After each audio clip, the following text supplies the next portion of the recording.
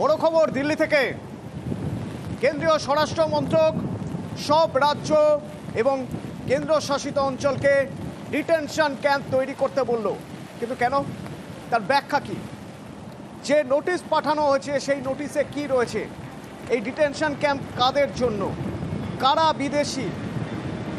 কাদের চিহ্নিত করা হবে? কিভাবে চিহ্নিত করা হবে? এই চিহ্নিতকরণের কাজ কবে থেকে হবে?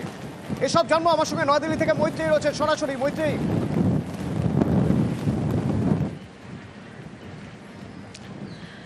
একেবারে দেখো অতনু, এই নির্দেশিকা বা বলা যেতে পারে এই নির্দেশ সমস্ত রাজ্য এবং কেন্দ্রশাসিত অঞ্চলের জন্য দেওয়া হয়েছে। তার কারণ গতকালই immigration and foreigners exemption order 2025 যে বিল বাজেট অধিবেশনে পাশ হয়েছিল, তার রুল এবং রুল ফ্রেম হয়েছে এবং সেটি আইনে তাকে পরিবর্তন করা হয়েছে এবং একেবারে স্বরাষ্ট্র মন্ত্রকের নোটিফিকেশন জারি হওয়ার সঙ্গে সঙ্গেই বিলে যা যা নির্দেশিকা রয়েছে সেই সব কিছুই লাগু হয়ে গিয়েছে সমস্ত রাজ্য এবং কেন্দ্রশাসিত অঞ্চলের জন্য, এবং তার পরিপ্রেক্ষিতেই এই ডিটেনশন সেন্টার বা ডিটেনশন ক্যাম্পের কথা। এবার তোমার যে দ্বিতীয় প্রশ্ন, যে কাদেরকে বলা, কাদের জন্য এই ডিটেনশন ক্যাম্প, দেখো মূলত এখানে উল্লেখ করা হয়েছে অনুপ্রবেশকারী অথবা এবং যারা অবৈধ অনুপ্রবেশকারী তো বটে, তাদের সঙ্গে সঙ্গে যারা বৈধভাবে দেশে এসেছেন কিন্তু তাদের ভিসার মেয়াদ পেরিয়ে গিয়েছে এরকম ব্যক্তি, তারা অবৈধভাবে বসবাস করছেন, তাদের ক্ষেত্রেও যতক্ষণ না পর্যন্ত তাদের সংশ্লিষ্ট দেশে পাঠানো একটা প্রপার প্রসেসে যতক্ষণ না পর্যন্ত চূড়ান্ত হয় ততক্ষণ পর্যন্ত তাদেরকে একটি ডেজিগনেটেড এরিয়ায় রাখতে বলা হয়েছে, যেটা কিনা ডিটেনশন ক্যাম্প বা ডিটেনশন সেন্টার। এবং একই সঙ্গে কিন্তু এখানে কিছু এক্সেমশনও দেওয়া হয়েছে। এক্সেমশন কাদের জন্য দেওয়া হয়েছে? পাকিস্তান, আফগানিস্তান, বাংলাদেশের মতো দেশ থেকে আসা ধর্মীয় পীড়নের শিকার যে সমস্ত বিভিন্ন জাতির মানুষরা রয়েছেন, তার মধ্যে হিন্দু, শিখ, বৌদ্ধ, জৈন, পার্সি, খ্রিস্টান সম্প্রদায়ভুক্ত যে সমস্ত মানুষরা রয়েছেন, যারা ধর্মীয় একেবারে নিপীড়নের শিকার হয়ে তারা ভারতে এসে শরণার্থী হিসেবে থাকছেন, তাদের ক্ষেত্রে এক্সেমশন দেওয়া হয়েছে। অতনু, স্পেশাল ইন্টেন্সিভ রিভিশন হয়েছিল তখন বিরোধীরা বলছিলেন যে ঘুরিয়ে সিএ এর একটা প্রচেষ্টা চলছে। যখন এরকম একটা সিদ্ধান্ত বা এরকম একটা নির্দেশিকা স্বরাষ্ট্র মন্ত্রক থেকে সব রাজ্য, সব কেন্দ্রশাসিত অঞ্চলগুলোকে দেওয়া হচ্ছে, তখন সেখানেও কোনো রকম কোনো রাজনীতির কথা কি বিরোধীরা বলছেন? বিরোধীরা কি বলছেন যে এর পিছনেও কোনো ষড়যন্ত্র রয়েছে? কারণ বিরোধীরা এক কাট্টা সোচ্চার এসআইআর নিয়ে এখনো পর্যন্ত।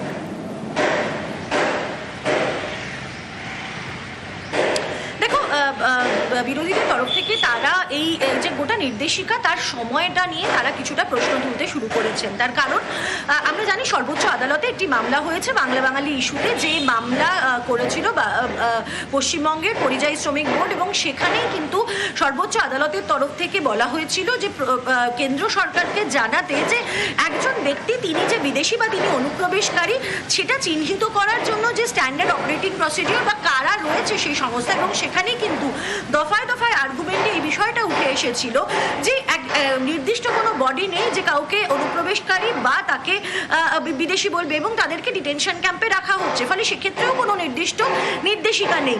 এবং তার পরপরই দেখা গেল যে এই যে বিল যেটা পাশ করানো হয়েছিল বাজেট সেশনে, এবং সেই বিলের রুল ফর্মস হলো এবং রুল ফর্মস হয়ে সেগুলোর একটা পরিষ্কার একটা কাঠামো তৈরি করা হলো যে কোন কোন অফেন্সের ক্ষেত্রে কি সাজা, এবং সেক্ষেত্রে তার সেই অফেন্সের আইডেন্টিফিকেশনের দায়িত্ব কোন নির্দিষ্ট আধিকারিকের। ফলে যেখানে মনে করা হচ্ছে যে প্রধানমন্ত্রী যখন একবারে 15ই অগস্টে এই অনুপ্রবেশের বিষয় নিয়ে তিনি যখন আওয়াজ তুলেছিলেন এবং তিনি বলেছিলেন যে ডেমোগ্রাফি চেঞ্জ হচ্ছে, সেই বিষয়টিকে আরও কিছুটা ফ্রেমওয়ার্ক করার জন্য এবং তাকে আইনি সুবিধা দেওয়ার জন্যই কিন্তু এই রুলগুলো ফর্ম করা হয়েছে বলে বিরোধীদের দাবি। এবং তাদের বক্তব্য যে এই যে অনুপ্রবেশকারী হিসেবে কাদেরকে দেখানো হবে, সেক্ষেত্রে কোনো সাধারণ ভারতীয় ভিক্টিমাইজড হবেন কিনা সেই প্রশ্নটা তারা তুলছেন, এবং সেখানে দাঁড়িয়েও কিন্তু বেশ কিছু অস্বচ্ছতার জায়গা রয়েছে বলে তারা মনে করছেন। অতনু, ধন্যবাদ মৈত্রী। আর যখন স্বরাষ্ট্র মন্ত্রক এরকম একটা নির্দেশিকা সব রাজ্য এবং কেন্দ্রশাসিত অঞ্চলগুলোকে দিচ্ছে যে ডিটেনশন ক্যাম্প তৈরি করতে হবে, তখন তৃণমূল কি বলছে, পাল্টা বিজেপি কি বলছে শোনাব। স্বরাষ্ট্র মন্ত্রক তো নিজের মতন করে দেশের আইন তৈরি করতে পারে না। আইন তৈরি করে পার্লামেন্ট, গায়ের জোরে অনেক কিছু করতে চাইছে। এসআইআর থেকেও পিছু হটবে, এইসব ঘটনার থেকেও পিছু হটবে মোদী সরকার। গায়ের জোরে অধিকার ভারতবাসীর কাছ থেকে কেড়ে নেওয়া যায় না, বিশেষ করে বাংলাকে লক্ষ্য করে এইসব প্ররোচনা ষড়যন্ত্র। আজকে ভারতের সংবিধান বলছে সমস্ত ধর্ম আমাদের কাছে সমান, আর সেখানে অমিত শাহর অফিস তারা একটা নোটিশ জারি করছে যেখানে বলছে ধর্মীয় কারণটাই প্রধান হয়ে উঠবে। সেটা কি সংবিধান বিরোধী নয়? বেড়া খুলে দিতে হবে, ওপার থেকে মুসলমান অনুপ্রবেশকারীরা ঢুকে পড়বে, মানে বাংলাদেশ থেকে এপারে এসে জনঘনত্ব বাড়াবেন এবং এখানকার যারা স্থানীয় মুসলমান হিন্দু নির্বিশেষে সবার জল জমি ব্যবসা জীবন নির্বাহের যে যত রকমের উপায় আছে সেগুলোর উপরে ভাগ বসাবেন। এটাই তো তৃণমূল চাইছেন। কেন্দ্রীয় সরকার ডিটেনশন ক্যাম্প করছেন অবৈধ বিদেশি নাগরিকদের জন্য। এই দেশের মানুষ হিন্দু মুসলমান বা অন্য ধর্ম নির্বিশেষে আমাদের কিসের ভয়, তৃণমূলের কিসের ভয়? তৃণমূলের যারা যারা বিদেশি নাগরিক বলে শনাক্ত হবেন বা যাদের ওরা পুষে রেখেছেন তাদের ভয় হতে পারে, ব্যথাটা ওখানেই। ভারত সরকার যা করছেন ভারতের ভালোর জন্য, তৃণমূলকে এইসব নিয়ে ভাবতে হবে না। আর এদিকে শিলিগুড়ির খড়িবাড়ি থেকে 3 জন বাংলাদেশি, মানে বাবা এবং 2 ছেলে, তাদের কাছে বাংলাদেশের পরিচয়পত্র আছে, আবার ভারতীয় পরিচয়পত্র আছে।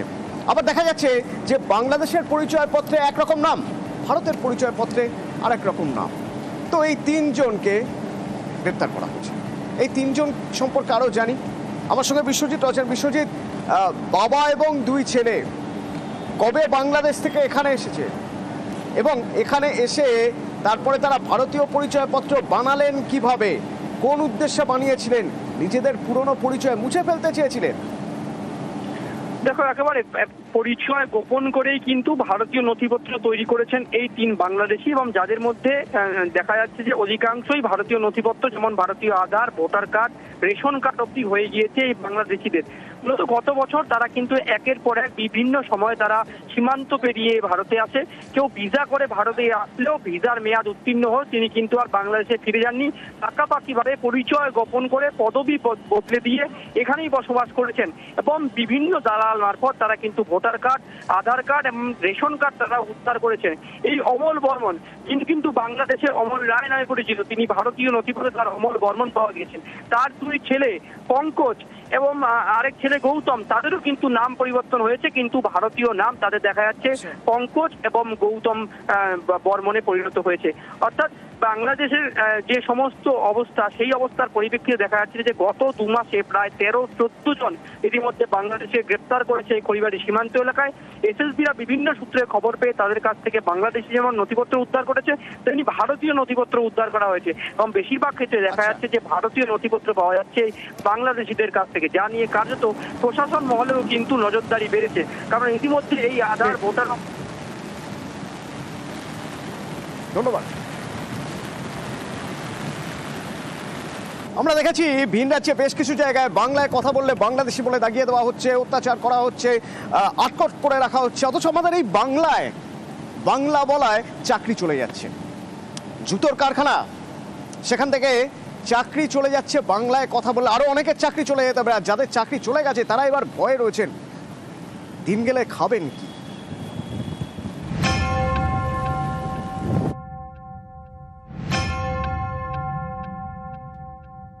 আমাদেরকে হচ্ছে জিএম উনি নিজে অজয় শ্রীবাস্তব আমাদেরকে বের করে দিয়েছিল বাংলা ভাষা ব্যবহার করার জন্য। উনি বলতে চাইছে যে আমি বিহার থেকে ইউপি থেকে লোক নিয়ে এসে আমি কাজ করাবো। তাহলে আমরা পশ্চিমবাংলার লোক হয়ে যদি আমরা যদি না কাজ পাই, উনি ইউপি বিহার থেকে লোক নিয়ে এসে উনি কাজ করবে, তাহলে আমরা কোথায় যাব? দিল্লি বা হরিয়ানা নয়, এই বাংলাতেই বাংলা বলে হেনস্থার মুখে পড়তে হয়েছে, কাজ হারাতে হয়েছে কারখানা থেকে। দক্ষিণ 24 পরগনার ভাঙড়ে চাঞ্চল্যকর অভিযোগ বাংলা বলার অপরাধে কাজ থেকে তাড়িয়ে দিয়েছেন কারখানার অবাঙালি ম্যানেজার। কাজ হারা বাঙালিদের অনেকেই উত্তর 24 পরগনার সন্দেশখালীর শিরিষতলার বাসিন্দা। তাদের সঙ্গী এখন অভাব এবং আতঙ্ক। হ্যাঁ, অন্য রাজ্যে কাজ করতে গেলে সেখানে বাংলা ভাষা চলছে না, সেখানে হিন্দি না বললে তো সেখান থেকে মারধর শুরু হচ্ছে। তো উনি বলতে চাইছে যে এখানে কোনো বাঙালি ছেলে আমি রাখবো না, তাহলে আমরা কোথায় যাবো? আমরা বাঙালি বলে মানে বাংলা ভাষা বলি বলে আমাদের বাধ্য হয়েছে, মানে ফাঁকা দিয়ে লোক আনিয়ে কাজ করাবে বলতেছে অশোকা কোম্পানি, ঠিক আছে, বাইরে থেকে লোক আনিয়ে কাজ করাবে। তো আমরা এবার কোথায় যাব? বাঙালি আমাদের বার করে দিচ্ছে, তাহলে আমরা কোথায় যে হ্যাঁ, খুব সমস্যার মধ্যে। আমাদের তো খানির উপরে ভরসা, তাছাড়া তো আমাদের আর কোনো ইনকাম নেই। ছেলেরা যদি আবার কাজে যায় তবু একটা ভয় আছে যে কোথায় কি করে কি, ওইটাই তো সমস্যা। দক্ষিণ 24 পরগনার ভাঙড় থানার নলমুড়ি, এখানে জুতো তৈরির কারখানা। কর্মীদের বেশিরভাগই স্থানীয়। তাদের দাবি, মাস 6 আগে এই কারখানায় ম্যানেজার হয়ে আসেন অজয় শ্রীবাস্তব নামে এক ব্যক্তি। এরপর থেকেই বিপত্তি। অভিযোগ, নয়া ম্যানেজার স্পষ্ট জানিয়ে দেন, কারখানায় বাংলায় কথা বলা যাবে না, বাংলায় কথা বললেই ছাঁটাই করা হবে, লোক নেওয়া হবে উত্তরপ্রদেশ, বিহার থেকে। অভিযোগ, বাংলায় কথা বলায় ইতিমধ্যেই 20 জনের চাকরি গিয়েছে। ধাপে ধাপে আরো চাকরি যেতে চলেছে বলে আশঙ্কা। ছেলে বলতে চলবে না, আর ওই ইউপি থেকে এসে ওর নিজে মর্জি মতো চালাবে কামটা। এখানে বলছে বাঙালি ছেলে হটাও বিহারি ছেলে নিয়ে আসো। এ নিয়ে কারখানা কর্তৃপক্ষ মুখ খুলতে চায়নি। সন্দেশখালী থেকে অনুপম সাহা, নিউজ 18 বাংলা। মেয়র রোডে তৃণমূলের মঞ্চ খুলতে গিয়েছিল সেনাবাহিনী, জানিয়ে রাজ্য রাজনীতির স্বর গরম। এমনকি গতকাল দেখা গেল বিধানসভাও এই নিয়ে গরম হয়ে আছে। সাসপেন্ড শুভেন্দু অধিকারী এবং মেয়র রোডের বদলে এবার ডোরিনা ক্রসিংয়ের মঞ্চ তৃণমূলের।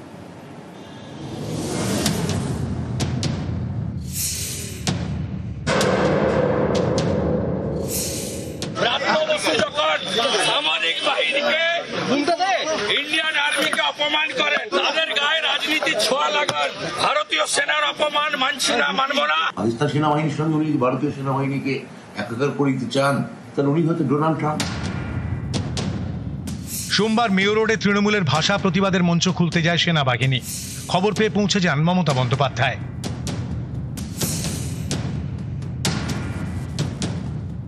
আমার আর্মির বিরুদ্ধে কোনো ক্ষোভ নেই, তার কারণ we are proud of our army. কিন্তু আর্মিকে যখন বিজেপির কথায় চলতে হয় তখন দেশটা কোথায় যায় সেটা নিয়ে সন্দেহ জাগে। বাংলার মানুষ আরো বেশি করে বাংলায় কথা বলুন, আমরাও দেখতে চাই কোথায় যায় এই ভাষা সন্ত্রাস, কোথায় গিয়ে পৌঁছায়। মঙ্গলবার এই ঘটনার আঁচ পড়ে বিধানসভায়। বাংলা ভাষা আক্রান্ত এই ইস্যুতে তখন আলোচনা চলছিল। তখনই ব্রাত্য বসুর একটি মন্তব্যে আপত্তি জানান বিজেপি বিধায়করা। শুরু হয় তুমুল বাকবিতণ্ডা। চেয়ার থেকে উঠে দাঁড়ান স্পিকার বিমান বন্দ্যোপাধ্যায়। তারপরও হট্টগোল থামেনি। সাসপেন্ড করা হয় বিরোধী দলনেতা শুভেন্দু অধিকারীকে। সামরিক বাহিনীকে, ইন্ডিয়ান আর্মিকে অপমান করেন, তাদের গায়ে রাজনীতি ছোঁয়া লাগান, ভারতীয় সেনার অপমান মানছি না, মানব না। ইন্ডিয়ান আর্মি সম্পর্কে উনার বক্তব্য বিবরণী থেকে বাদ দেওয়ার দাবি করেছিলাম। অরূপ বিশ্বাসের নির্দেশে এই স্পিকার বিমান ব্যানার্জি অফিসিয়াল প্রস্তাব না এনে তার চেয়ার থেকে তিনি বিরোধী দলনেতাকে সাসপেন্ড করেন। আমি গর্বিত ভারতীয়, আমি আমার সেনার জন্য গর্ব অনুভব করি। 1971 সালে 25শে মার্চের ঘটনার যদি পাকিস্তান সেনাবাহিনীকে আমি যদি নিন্দা করে থাকি, আমি বেশ করেছি, আবার করব। পাকিস্তান সেনাবাহিনীর সঙ্গে উনি ভারতীয় সেনাবাহিনীকে একাকার করে দিতে চান, তাহলে উনি হয়তো ডোনাল্ড ট্রাম্প। উনি বললেন সেনার প্রসঙ্গের কথাটা নয়, ওনাকে সাসপেন্ড করে দেওয়া। সেনা প্রসঙ্গ তখন আসেনি। গোলওয়ালকারের যখন কথা হচ্ছে তখন থেকে চিৎকার শুরু করেন। ওই চিৎকার তার আগেও করেছে, আমরা বলার পর চুপ করলো, আবার একইভাবে চিৎকার শুরু করলো ব্রাত্য বলার সময়। বাংলার বাইরে আক্রান্ত বাংলা ভাষা, এই অভিযোগে সরব তৃণমূল। মেয়র রোডে বেঁধেছিল ভাষা প্রতিবাদ মঞ্চ। সোমবার যা খুলতে যায় সেনা, এ নিয়েই হাওয়া গরম।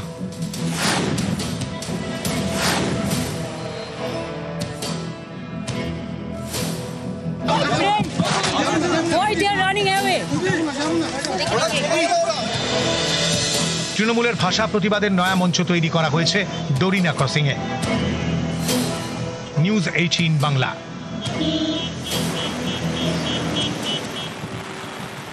শ্বশুরবাড়ির সবাইকে অজ্ঞান করে দিয়ে বাড়ির 2 বউ পালিয়ে গিয়েছিলেন একই প্রেমিকের সঙ্গে, কিন্তু শেষ রক্ষা হলো না। এর আগেও বেশ কয়েকবার পালিয়েছেন ওই প্রেমিকের সঙ্গেই, কিন্তু এবার ধরা পড়ে গেলেন। 2 বউই ধরা পড়ে গিয়েছেন, যদিও প্রেমিককে ধরা যায়নি। অনিরুদ্ধ রয়েছে সরাসরি আমার সঙ্গে। অনিরুদ্ধ, ওই 2 বউ, বাড়ির 2 বউ, তাদের কোথা থেকে কিভাবে পাওয়া গেল?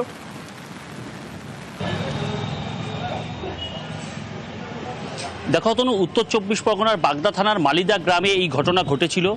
একই বাড়ির 2 বউ এক প্রেমিকের সঙ্গে পালিয়েছিল এবং বাগদা থানায় গতকাল এই 2 বউয়ের অর্থাৎ ছোট জনের যে স্বামী সেই আনিসুর শেখ বাগদা থানায় লিখিত অভিযোগ দায়ের করেছিল। তার অভিযোগ ছিল যে তার বাবা, মা এবং 3 মেয়েকে চায়ের সঙ্গে বিষক্রিয়া করিয়ে তাদেরকে অজ্ঞান করে বাড়ি থেকে পালিয়েছিল আরিফ মোল্লার সঙ্গে তার বউ এবং তার বৌদি। এবং সেই অভিযোগ পাওয়ার পরেই নড়েচড়ে বসে বাগদা থানার পুলিশ এবং গতকাল রাতে ফোন ট্র্যাক করে, অর্থাৎ তাদের ফোনের লোকেশন ট্র্যাক করে রীতিমতন বাগদা থানার পুলিশ এই 2 বউকে গ্রেপ্তার করে। এবং তোমাকে জানিয়ে রাখি যে আজ রীতিমতন ক্যামেরার সামনে বড় বউ কুলচান মল্লিক জানিয়েছে যে গত পরশুদিন রাতে তারা যখন পালায়, তারা শ্বশুর, শাশুড়ি এবং 3 মেয়েকে চায়ের সঙ্গে বিষ মেশায়নি, তারা ঘুমের ওষুধ মিশিয়েছিল, কারণ পালিয়ে যাওয়ার সময় যাতে তারা না বুঝতে পারে, সেই কারণেই তারা এই ঘটনা ঘটিয়েছিল। তারা কিন্তু ইতিমধ্যেই গ্রেপ্তার হওয়ার পরে ক্যামেরার সামনে জানিয়েছে। এবং বাগদা থানার পুলিশ এই 2 বউকে আজ বনগাঁ মহকুমা আদালতে পাঠিয়েছে এবং যে অভিযুক্ত, যে প্রেমিকের সঙ্গে এরা পালিয়েছিল, তাকে কিন্তু তার খোঁজে তল্লাশি চালাচ্ছে বাগদা থানার পুলিশ। অতনু, চায়ের সঙ্গে কেন বিষ মিশিয়েছিলেন? বিষ মিশাইনি, ঘুমের ওষুধ মিশিয়েছিলেন। ঘুমের ওষুধ মিশিয়েছিলেন? কি মিশিয়েছিলেন? ঘুমের ওষুধ। কেন? যাতে আমরা চলে গেলে দেখতে না পাই। দুজনে মিলেই পালিয়েছিলেন? হ্যাঁ। ঠিক কি হয়েছিল চট করে একবার দেখে নেওয়া যাক।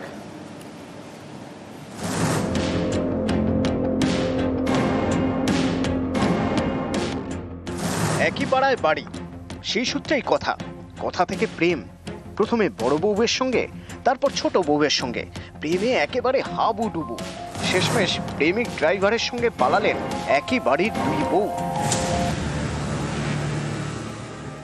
উত্তর 24 পরগনার বাগদা, এখানকার মালিদার বাসিন্দা আরিফ মোল্লা গাড়ি চালান। বাড়িতে স্ত্রী এবং 2 মেয়ে। এই মালিদারি বাসিন্দা ইয়াসেন এবং আনিসুর শেখ, 2 ভাই। কর্মসূত্রে সিঙ্গাপুরে থাকেন ইয়াসেন, তার স্ত্রী কুলচান এবং আনিসুরের স্ত্রী নাজমা। স্থানীয়দের দাবি, প্রথমে বাড়ির বড় বউ কুলচানের সঙ্গে প্রেমের সম্পর্ক তৈরি হয় প্রতিবেশী আরিফের। 2 বার তাকে নিয়ে পালিয়ে যান, পরে ফিরে আসেন। এরপর ছোট বউ নাজমার সঙ্গে প্রেম, তাকে নিয়েও 3 বার পালিয়ে যান আরিফ। এক্ষেত্রেও পরে বাড়ি ফিরে আসেন। এভাবেই চলছিল। এবার বড় বউ, ছোট বউ দুজনকে একসঙ্গে নিয়ে পালিয়েছেন প্রেমিক আরিফ। অভিযোগ, একেবারে ছক কষে প্রেমিকের সঙ্গে পালিয়েছেন 2 বউ। শ্বশুর শাশুড়ির জন্য তারা চা তৈরি করেন। সেই চায়ের সঙ্গে বিষাক্ত কিছু মেশানো হয়, খাওয়ানো হয় শ্বশুর শাশুড়ি, কুলচানের 2 মেয়ে এবং নাজমার 1 মেয়েকে। সকলেই অচেতন হয়ে পড়েন। এরপরই 2 বউ বাড়ি ছেড়ে পালান।